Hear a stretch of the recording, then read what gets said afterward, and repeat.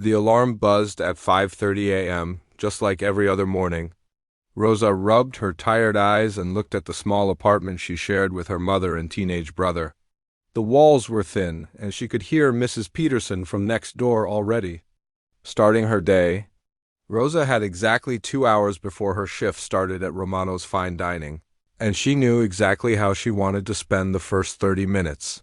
She tiptoed past her mother's room, careful not to wake her. Mom worked the night shift at the hospital, cleaning floors and emptying trash cans. She usually got home around 4 a.m. completely exhausted. Rosa's younger brother Danny was still sleeping too. He was 17 and doing well in school, but Rosa worried about him constantly. Without a father figure around, she felt responsible for making sure he stayed on the right path. The morning air was crisp as Rosa walked the 6 blocks to Romano's restaurant. She had been working there for 3 years now, ever since she had to drop out of her music program. The restaurant was beautiful, with its dark wood panels and elegant chandeliers. During business hours, it was filled with well-dressed customers who spent more on one meal than Rosa made in a week. But in the early morning, it was quiet and peaceful. Rosa used her key to enter through the back door. The kitchen was spotless, ready for another busy day. She walked through the dining room, past the perfectly set tables with their white tablecloths and gleaming silverware. In the far corner of the main dining room sat something that made her heart skip a beat every time she saw it, a magnificent black Steinway grand piano. The piano had been there since the restaurant opened 15 years ago. Mr. Romano had bought it with dreams of having live music every evening. But as years passed, the cost of hiring professional musicians became too much for the restaurant's budget. Now it sat mostly unused, except for special occasions when they could afford to bring in a pianist for wealthy customers' private parties. Rosa approached the piano like she was greeting an old friend. She lifted the heavy lid and ran her fingers gently across the keys. The sound was pure and rich, exactly what you would expect from such an expensive instrument. This was her secret, her daily escape from the reality of her life as a waitress. She sat down on the bench and began to play. The music that flowed from her fingers was nothing like what you might expect from someone who served tables for a living. This was Chopin's Nocturne in E-flat major, one of the most beautiful and challenging pieces in classical music. Her fingers moved across the keys with the confidence and skill of someone who had spent years perfecting her craft. Rosa had been playing piano since she was 5 years old. Her grandmother had noticed her natural ability and somehow managed to save enough money for lessons. Even when money was tight, Grandma made sure Rosa continued her musical education. "Music is food for the soul," she used to say. "No matter what happens in life, no one can take away what you learn." By the time Rosa graduated high school, she was already performing at local concerts and competitions. She won several awards and earned a full scholarship to study at the prestigious Berklee College of Music. For 2 years, she lived the dream she had worked toward her entire life. She studied under world-class teachers, performed with talented musicians from around the globe, and truly believed she was on her way to becoming a professional concert pianist. But life had other plans. During her second year, her grandmother became seriously ill. The medical bills piled up quickly, and Rosa's mother was struggling to work and care for her own mother at the same time. Rosa made the hardest decision of her life. She left school to help support her family. She told everyone it was just temporary, that she would go back to finish her degree once things got better. That was 3 years ago. Grandma had passed away 6 months after Rosa came home, leaving behind medical debt that the family was still paying off. Rosa's mother developed back problems from years of physical labor, making it harder for her to work full-time. Danny needed books, clothes, and supplies for school. The dream of returning to music school seemed further away with each passing month. Every morning, as Rosa played in the empty restaurant, she felt the weight of her lost dreams. But she also felt something else, the pure joy that music brought to her life. No matter how tired she was from working double shifts, no matter how worried she was about money, these 30 minutes at the piano recharged her spirit. She moved from Chopin to Rachmaninoff, her fingers dancing across the keys with remarkable precision. This was Piano Concerto No. 2, a piece so technically demanding that only the most skilled pianists could perform it properly. Rosa played it from memory, every note perfect. Every emotion conveyed exactly as the composer intended. What Rosa didn't know was that someone was listening. Every morning for the past 6 months, Mr. Romano had been arriving at the restaurant early to work on paperwork in his office upstairs. The first time he heard the music, he thought someone had left a radio playing. But as he listened more carefully, he realized it was coming from the piano in the dining room. Mr. Romano was a good man who cared about his employees. He had noticed that Rosa was different from his other waitresses. She was always polite and professional, but there was something about her that suggested she belonged somewhere else. The way she carried herself, the way she spoke to customers, it was clear she was educated and refined. But he had never imagined she possessed such extraordinary musical talent. Day after day, he would sit quietly in his office, moved to tears by the beautiful music drifting up from below. He recognized the pieces she played, difficult classical compositions that required years of training to master. He began to wonder about Rosa's background, about what circumstances had brought such a talented musician to work as a waitress in his restaurant. Rosa finished her practice session with a gentle piece by Debussy. She always ended with something soft and peaceful, something that would carry her through the challenging day ahead. As the last notes faded, she carefully closed the piano lid and prepared to start her shift. The restaurant would open in an hour, and Rosa needed to help with the morning preparations. She would spend the next 10 hours serving wealthy customers, smiling politely as they treated her like she was invisible, pretending not to notice when they made comments about just a waitress. Within her hearing, she would go home exhausted, help Danny with his homework, check on her mother, and then get up the next morning to do it all again. But for these precious 30 minutes each day, Rosa was exactly who she was meant to be. She was a musician, an artist, someone who could create beauty in the world. And tomorrow morning she would be back at the piano, keeping her dreams alive one note at a time. Little did Rosa know that her secret morning concerts were about to change her life in ways she could never have imagined. 3 weeks had passed since Rosa's last morning piano session. The restaurant had been busier than usual, and Mr. Romano had asked her to come in earlier to help with prep work. Rosa missed her daily music time terribly, but she couldn't afford to say no to extra hours. Every dollar counted when you were trying to keep a family afloat. It was a Thursday morning when everything changed. Rosa was polishing wine glasses in the dining room when Mr. Romano approached her with an unusual request. His face looked more serious than she had ever seen it, and there was an excitement in his eyes that made her curious. "Rosa, I need to ask you something important," he said, glancing around to make sure they were alone. "How would you feel about working a special event next weekend? It's the annual Hartwell Foundation Gala, and they've chosen our restaurant to cater the entire evening." Rosa had heard about the Hartwell Foundation from the local newspaper.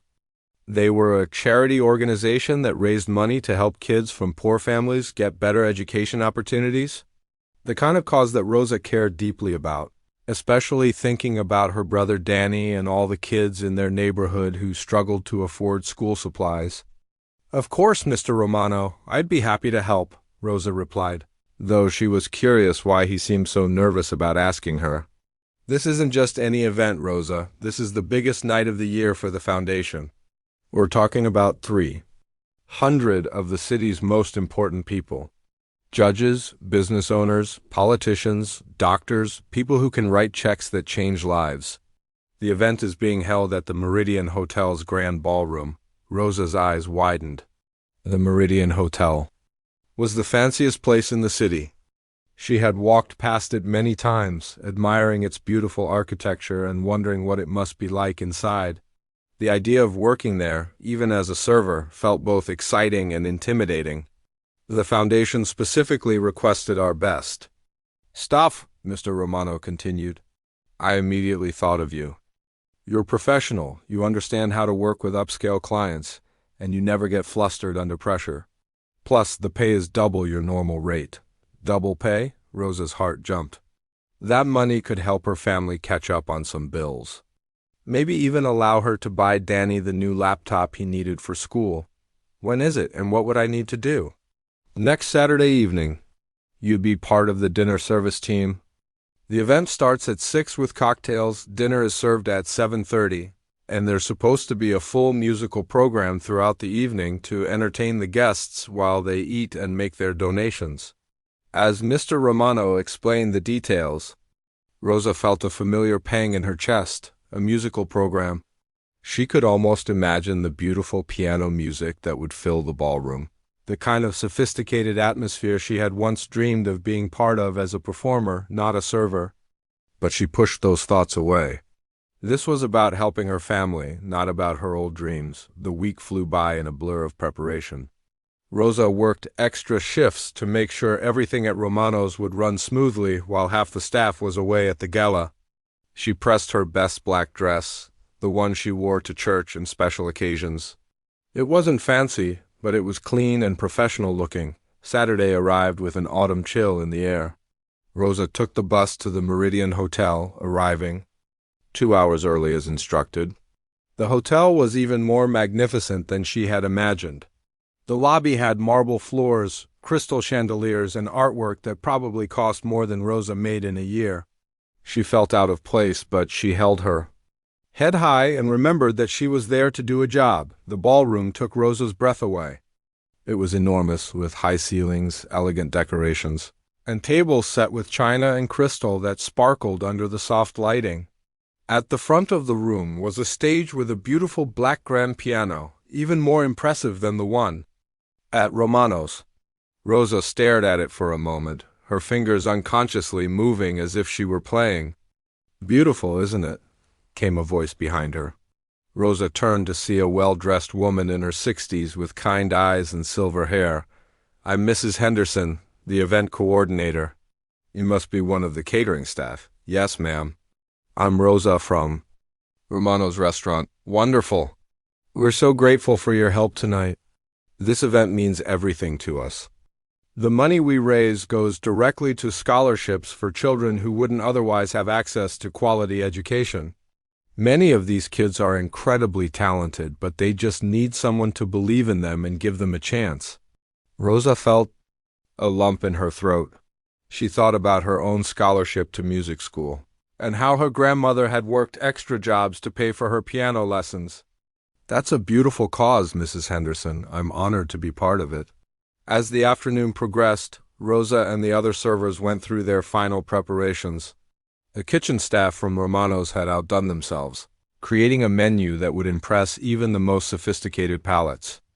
Rosa practiced carrying trays, memorized the table numbers, and reviewed the evening's schedule. The guests began arriving at 6 o'clock, and Rosa was amazed by the elegance of it all. The women wore gowns that probably cost more than Rosa's monthly rent, and the men were dressed in expensive suits and tuxedos. But what struck her most was the genuine warmth and enthusiasm these people showed for the Foundation's cause. These weren't just wealthy people showing off. They really cared about helping kids get a better education. Rosa moved through the cocktail hour efficiently, serving drinks and appetizers while listening to conversations about art, music, and literature. She found herself fascinated by the discussions, wishing she could join in. Several times she caught snippets of conversation about classical music, and she had to resist the urge to share her own knowledge and opinions. At 7 o'clock, Mrs. Henderson took the stage to welcome everyone and introduce the evening's program. "Ladies and gentlemen, we have a wonderful evening planned for you. As you enjoy your dinner, you'll be entertained by the renowned pianist Jonathan Whitmore, who will perform selections from the great classical composers." Rosa looked toward the piano as a distinguished man in his 50s approached it. She had heard of Jonathan Whitmore. He was a well-respected concert pianist who performed with symphonies around the world. The idea of hearing him play live, even while she worked, filled her with excitement, but then something unexpected happened. As Mr. Whitmore sat down at the piano bench, he suddenly stood up again, his face pale and his hand pressed to his stomach. He looked around desperately, then hurried off the stage toward the back of the ballroom. Mrs. Henderson quickly followed him, and Rosa could see them having an urgent conversation near the kitchen entrance. Mr. Whitmore was clearly unwell, holding his stomach and looking like he might be sick. Within minutes, Mrs. Henderson was back on stage, her professional smile hiding what Rosa could tell was growing panic. "Ladies and gentlemen, I'm afraid Mr. Whitmore is feeling under the weather this evening. We're going to take a short break while we address the situation." Rosa watched as Mrs. Henderson, Mr. Romano, and several other event organizers huddled together in worried discussion. She could see the anxiety in their faces. This was supposed to be the biggest fundraising event of the year, and without music the elegant dinner would feel incomplete. The success of the entire evening, and the money that would go to help children, was suddenly in jeopardy. That's when Rosa saw Mr. Romano break away from the group and start walking directly toward her, his expression serious but determined. Her heart began to race as she realized he was about to ask her something that would change everything. Rosa's hands trembled as she watched Mr. Romano approach her. The ballroom was buzzing with confused whispers from the guests, who had noticed the sudden commotion on stage. Mrs. Henderson was trying her best to keep everyone calm, but Rosa could see the worry lines forming on her face. This was supposed to be the night that raised hundreds of thousands of dollars for children's education, and it was falling apart.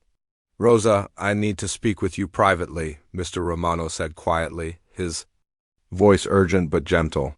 He led her to a quiet corner near the kitchen entrance, away from the curious eyes of the other staff members. Rosa's heart was pounding so hard she was sure he could hear it. "I know this might sound crazy," he began, running his hand through his hair nervously, "but I've been listening to you play piano every morning for months. I know you probably think no one notices, but I get to the restaurant early to do paperwork, and I hear you practicing on the Steinway." Rosa's face turned red with embarrassment. She had thought her secret morning sessions were completely private. "Mr. Romano, I'm so sorry. I should have asked permission. No, Rosa, you don't understand. What I've been hearing is incredible. You're not just good at piano, you're extraordinary. The way you play Chopin, Rachmaninoff, those difficult pieces, I've never heard anything like it outside of a concert hall." Rosa stared at him, not sure where this conversation was going. Around them, the elegant dinner service was supposed to be starting, but everything had stopped because of the missing pianist. "Rosa, I need to ask you something that might seem impossible," Mr. Romano continued, his eyes intense and hopeful. "Jonathan Whitmore is very sick. Food poisoning, the doctor thinks. He can't perform tonight. We have 300 people expecting a full musical program, and without it, this whole event could be a disaster." Rosa's stomach dropped as she began to understand what he was suggesting. "Mr. Romano, you can't be serious." "I am completely serious. I've heard you play pieces that are just as difficult as anything Whitmore would have performed. You have the skill, Rosa. The question is, do you have the courage?" Rosa looked past him at the stage where the beautiful grand piano sat under the bright lights. The same piano that had been calling to her all evening.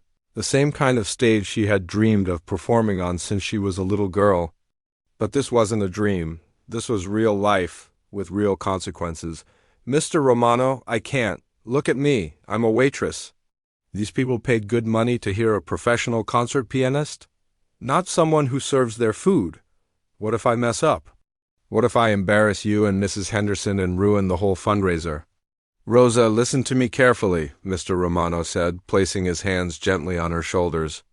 "I've been in the restaurant business for 20 years. I know people, I know talent when I see it. You're not just a waitress. You're a trained musician who happens to work as a waitress. There's a big difference." Rosa felt tears starting to form in her eyes. She thought about her grandmother, who had always told her that music was her gift to the world. She thought about her mother, working night shifts to support the family. She thought about Danny, studying hard despite all the challenges they faced. She thought about all the kids who would benefit from the money raised tonight. But what if I forget the music? What if my hands shake? What if they don't like what I play? Then you'll deal with it, just like you've been dealing with everything else life has thrown at you, Mr. Romano said with a kind smile. "Rosa, you've been playing those difficult pieces perfectly every morning for months. You know them by heart. Your talent doesn't disappear just because you put on a server's uniform. Mrs. Henderson appeared beside them, her face flushed with stress. I'm sorry to interrupt, but we really need to make a decision. The guests are getting restless, and we need to either find a solution or cancel the musical portion of the evening entirely. Mr. Romano looked at Rosa meaningfully. Mrs.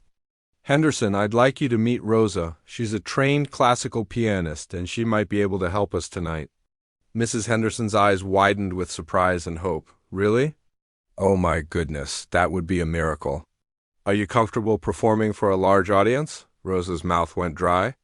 She had performed in recitals and competitions during her college years, but never for an audience this important, this wealthy, this sophisticated. These people would know immediately if she didn't belong on that stage. I studied at Berklee College of Music, Rosa said quietly. I had to leave to help my family, but I've kept up with my practice. I know a lot of classical pieces. Mrs. Henderson's face lit up with relief. Berklee? That's one of the most prestigious music schools in the country. Oh, Rosa, you might have just saved our entire event. Would you be willing to perform? We could adjust the program, maybe have you play during dinner service instead of a full concert format.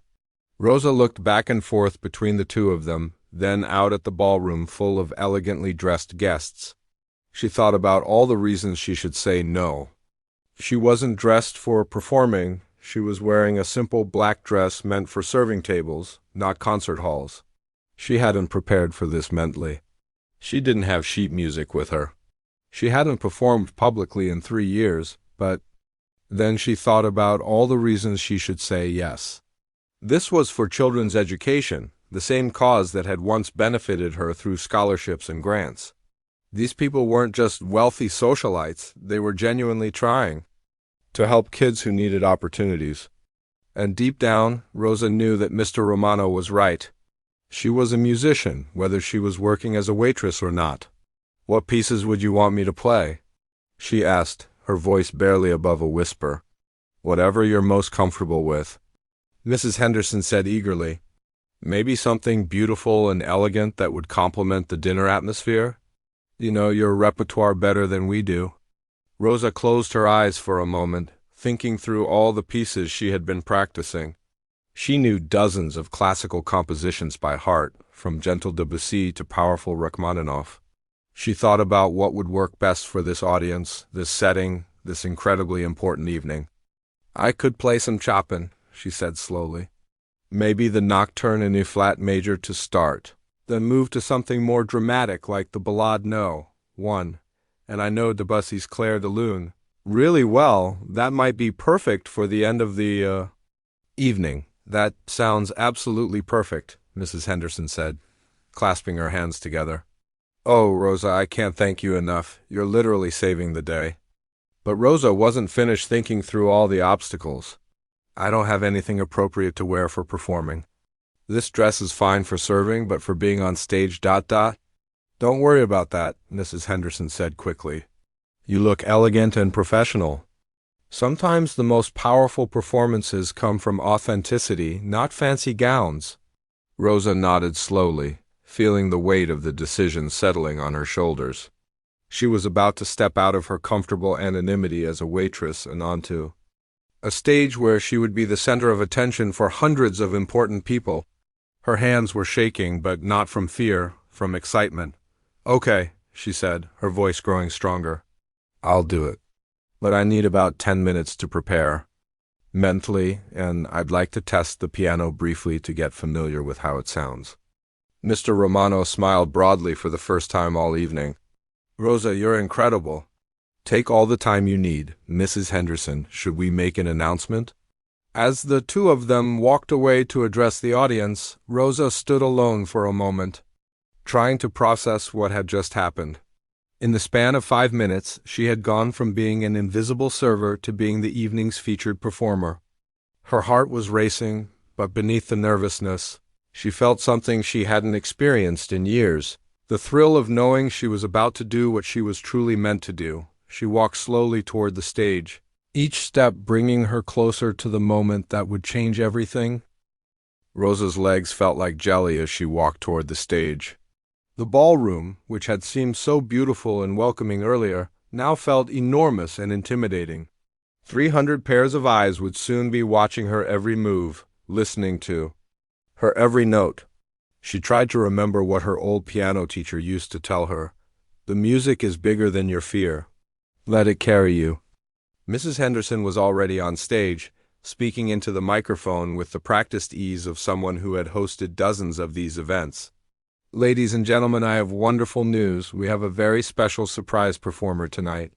Rosa is a gifted classical pianist who will be providing our musical entertainment this evening. Rosa heard scattered applause and murmurs of curiosity from the audience. She knew they were probably wondering who she was, why they had never heard of her before. Some might even be disappointed that the famous Jonathan Whitmore wouldn't be performing.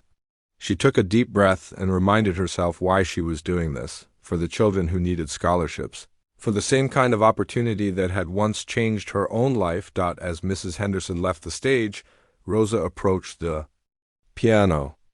The instrument was even more beautiful up close than it had looked from across the room. The black surface was polished to a mirror shine, and when she lifted the lid, she could see the intricate mechanism inside. She sat down on the bench and adjusted it to the perfect height, just like she had done thousands of times before, but this time was different. This time, she could feel the weight of expectations pressing down on her shoulders. She placed her fingers gently on the keys and played a few soft scales, getting used to the touch and sound of this particular piano. Every instrument had its own personality, its own way of responding to a musician's touch. The piano was magnificent. The keys were perfectly weighted, and the sound was rich and full. Rosa felt some of her nervousness begin to melt away as she connected with the instrument. This was what she had been born to do, what she had spent years training for. All those morning practice sessions at Romano's had kept her skills sharp, and now it was time to trust in all that preparation. She looked out at the audience and saw a sea of faces watching her with curiosity and expectation. In the front row, she spotted Mrs. Henderson, who gave her an encouraging nod. Mr. Romano was standing near the back of the room, his face beaming with pride and confidence. Seeing their support gave Rosa the boost of courage she needed. Rosa placed her hands on the keys and began to play Chopin's Nocturne in E-flat major. The opening notes were soft and gentle, like a lullaby. As the melody began to flow through the ballroom, Rosa felt herself transforming. She was no longer Rosa the waitress, worried about bills and family responsibilities. She was Rosa the musician, sharing her gift with the world. The piece was one of Chopin's most beautiful creations, full of delicate emotion and subtle complexity. Rosa had played it hundreds of times, but tonight it felt different. Tonight she was playing it for people who needed to be reminded of beauty, of hope, of the power of art to change lives. Her fingers moved across the keys with confidence and grace, each note perfectly placed. As the music filled the room, something magical began to happen. The conversations that had been buzzing throughout the cocktail hour gradually died down. Servers who had been moving between tables stopped to listen. Even the kitchen staff, who could hear the music from the back of the room, paused in their work to appreciate what they were hearing. Rosa could feel the audience's attention focusing on her, but instead of making her nervous, it energized her. She had forgotten how much she loved performing, how satisfying it was to share music with people who truly appreciated it. The nocturne built to its emotional climax, and Rosa poured all of her longing, all of her dreams, all of her love for music into those soaring notes. When the piece ended, there was a moment of complete silence. Rosa looked up at the audience, suddenly worried that something had gone wrong. But then the applause began, warm and genuine, and she saw smiles on faces throughout the room. Mrs. Henderson was wiping away tears, and even some of the sophisticated guests looked deeply moved. Rosa felt a surge of confidence. The first piece had gone well, and now she was ready to take the audience on a more dramatic journey.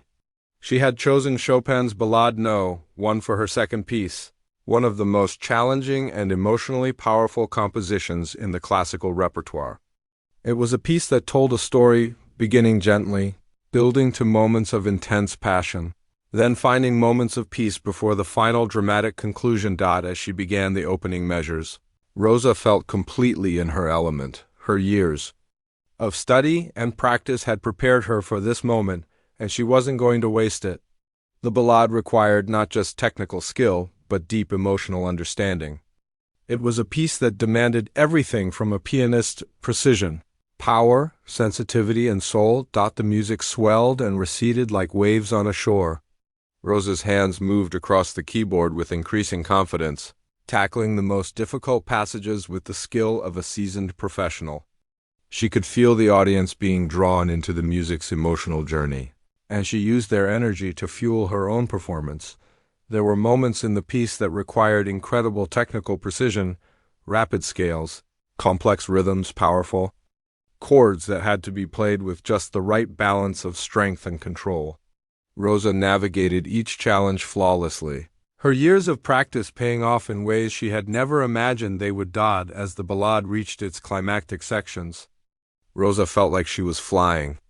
This was what she had been missing during her years as a waitress, the incredible rush of performing at the highest level, of using her gifts to create something beautiful and meaningful. The music was demanding everything from her, and she was giving it gladly. The final passages of the ballade were like a thunderstorm, powerful, dramatic, and emotionally overwhelming. Rosa's hands moved with lightning speed across the keys, building to the piece's explosive conclusion. When she played the final chords, the sound seemed to hang in the air for a long moment before fading away. The silence that followed was even longer than after the first piece. Rosa sat at the piano, her heart racing, wondering if she had overwhelmed the audience with such an intense performance.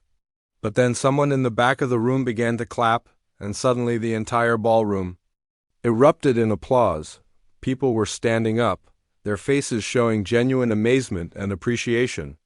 Rosa had never experienced anything like this before, not even in her college recitals.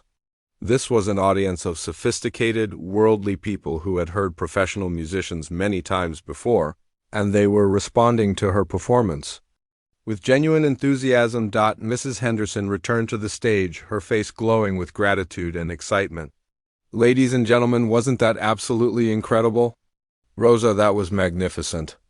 I think our guests would love to hear one more piece if you're willing." Rosa looked out at the audience and saw faces filled with expectation and appreciation. She had planned to end with Debussy's Clair de Lune, one of the most beautiful and peaceful pieces ever written. After the intensity of the ballade, it would be the perfect way to bring the evening to a gentle close. "I'd be happy to play one more piece," Rosa said into the microphone, her voice steady and confident. "This is Clair de Lune by Claude Debussy." As she began the opening notes of the Debussy piece, Rosa felt a sense of completion. She had started the evening as a waitress helping with a fancy dinner, and now she was ending it as a musician who had rediscovered her true calling. The music flowed from her fingers like moonlight, gentle and ethereal, creating a perfect atmosphere for the end of a magical evening. The audience sat in rapt attention, completely absorbed in the beauty of the music. Rosa had taken them on a journey from the gentle romance of Chopin's Nocturne, through the dramatic intensity of the ballade, to the peaceful beauty of Debussy's masterpiece. She had shown them that music could be many things: comforting, exciting, dramatic, and ultimately transformative. As the final notes of Clair de Lune faded away, Rosa sat quietly at the piano for a moment, savoring the experience. She had just given the performance of her life, and she knew that nothing would ever be the same again. The applause seemed to go on forever. Rosa sat at the piano bench, still unable to believe what had just happened. She had performed 3 challenging classical pieces in front of 300 sophisticated guests, and they were giving her a standing ovation. Her hands were shaking, but this time it wasn't from nervousness. It was from pure adrenaline and joy. As she stood up from the piano bench, Rosa felt like she was in a dream. The elegant ballroom, the beautiful gowns, the thunderous applause. It was everything she had imagined her life as a professional musician would be like. But what happened next was even more incredible than the performance itself. A distinguished Woman with silver hair and kind eyes was walking toward the stage. Rosa recognized her from the front row. She had been wiping away tears during the Chopin piece. The woman's elegant dress and confident bearing suggested she was someone important, but Rosa had no idea who she was. "Excuse me, dear," the woman said as she approached Rosa. "I'm Catherine Whitmore. I need to speak with you immediately." Rosa's heart skipped a beat. Whitmore? Was this woman related to Jonathan Whitmore, the pianist who had gotten sick?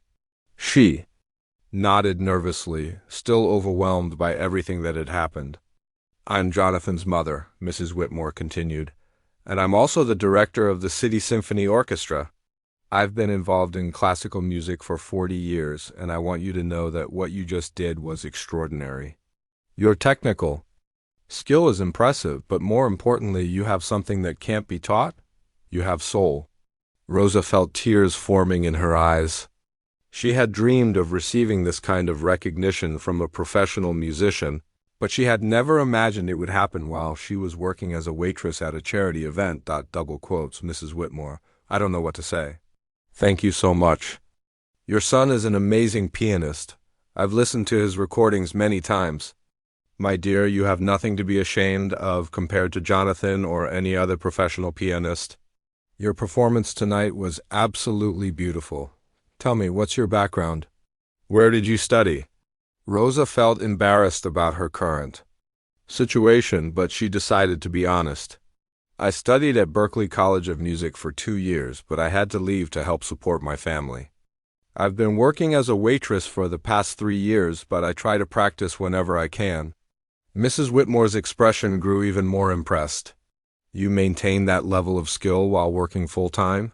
That's remarkable dedication. Rosa, I have a proposition for you.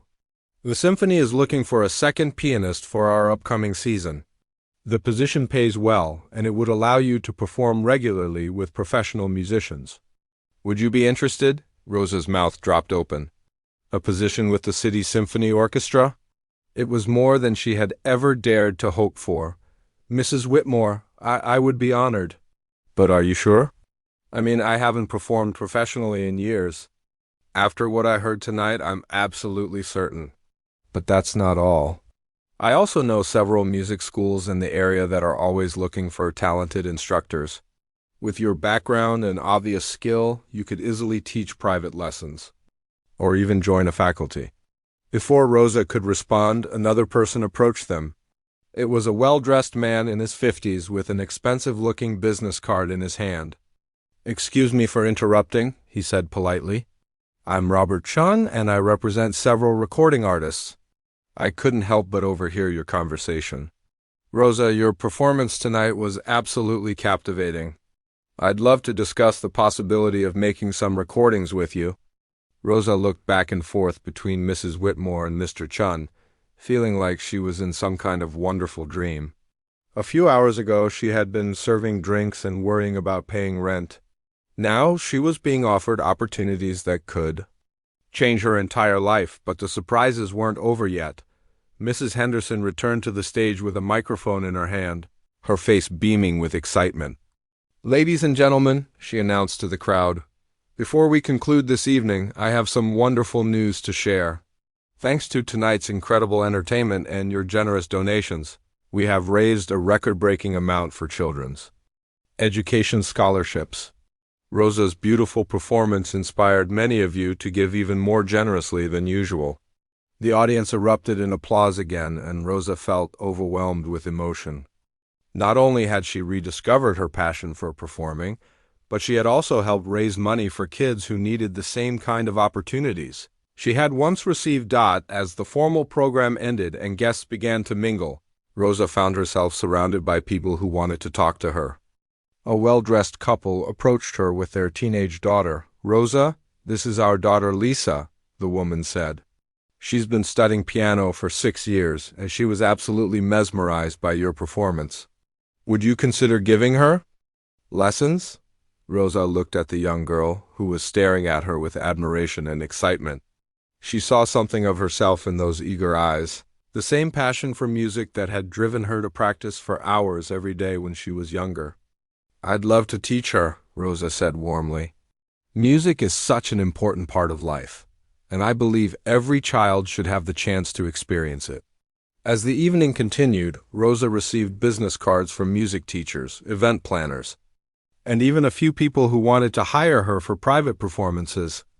Each conversation felt like another door opening, another opportunity to build the musical career she had thought was lost forever. Mr. Romano appeared at her side, his face glowing with pride.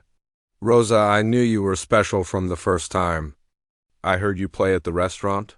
I'm so proud of you, and I want you to know that no matter what opportunities come your way, you'll always have a place at Romano's if you want it. Rosa hugged him tightly, feeling grateful for his belief in her. Mr. Romano, you changed my life tonight. If you hadn't been listening to me practice, if you hadn't had the courage to ask me to perform, none of this would have happened. As the evening wound down, Rosa found herself sitting alone at a quiet table, trying to process everything that had happened. Her simple black dress, the one she had worried wasn't fancy enough for performing, was now wrinkled from all the hugs and congratulations she had received. Mrs. Whitmore approached her one more time before leaving. Rosa, I want you to think seriously about my offer. The symphony position would be perfect for someone with your talent and dedication. Here's my card. Please call me this week so we can discuss the details. Rosa looked at the elegant business card in her hands. Catherine Whitmore, Director, City Symphony Orchestra. A few months ago, she wouldn't have believed that someone like Mrs. Whitmore would even know her name. The next morning, Rosa woke up in her small apartment wondering for a moment if the previous night had been a dream. But then she saw the business cards on her nightstand and she knew it had all been real. Her mother was making breakfast in the kitchen and Danny was getting ready for school. How was work last night? Her mother asked, not knowing that her daughter's life had been completely transformed. It was incredible, Mom. I have so much to tell you. Over the next few weeks, Rosa's life changed in ways she never could have imagined. She accepted the position with the City Symphony Orchestra, started teaching private piano lessons, and even began recording some pieces for Mr. Chun's company. The money she earned allowed her family to finally pay off their medical bills and even start saving for the future, but the most important change wasn't financial. It was that Rosa had rediscovered who she really was. She was a musician and artist, someone who could bring beauty and joy into the world through her gift. She no longer had to hide her talent or settle for anything less than her dreams. 6 months later, Rosa was performing on stages across the country, living the life she had always imagined. But she never forgot that cold Saturday night when a sick pianist and a desperate event coordinator had given her the chance to show the world what she could do. And she never stopped being grateful to Mr. Romano, who had believed in her talent. Even when she had almost given up on herself, Rosa's story became an inspiration to everyone who heard it, a reminder that dreams don't die, they just wait for the right moment to come alive again.